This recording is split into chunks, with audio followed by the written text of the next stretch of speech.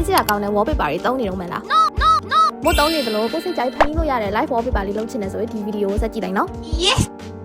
ဒီလိုမျိုးထိလိုက်တဲ့အတန်ထွက်တဲ့ widgets လေးတွေကိုလည်း micro widgets app ထဲမှာသုံးလို့ရပါတယ်မို့အခုသုံးပြမှာကတော့ DIY live wallpaper လေးတွေဖြစ်ပါတယ် live wallpaper template တွေကိုယ်စိတ်ကြိုက်အစုံအများကြီးပဲရွေးလို့ရတယ်အဲ့ထဲမှာမို့ကဒီပုံစံလေးကိုအားလုံးအတွက် tutorial လေးလုပ်ပြပါမယ်အရင်ဆုံးကို wallpaper ထားခြင်းတဲ့ပုံလေးကိုရွေးပြီးတော့သူပြထားတဲ့ template နေရာလေးမှာပြောင်းပြီးတော့ထည့်လိုက်ပါ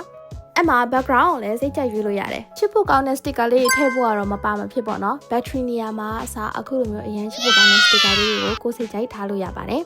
test နေရာကိုတွားလိုက်ရင်တော့ကိုကြိုက်တဲ့စာသားကိုရေးချင်တဲ့စာသားလေးတွေကိုစိတ်ကြိုက်ပြောင်းပြီးရေးလို့ရတယ်ထည့်လို့ရပါတယ်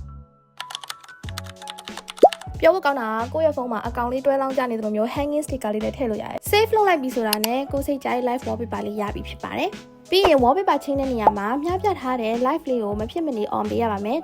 ဒါဆိုလို့ရှိရင်တော့ကိုစိတ်ကြိုက် DIY wallpaper လေးတွေကို micro widget app နဲ့စိတ်ကြိုက်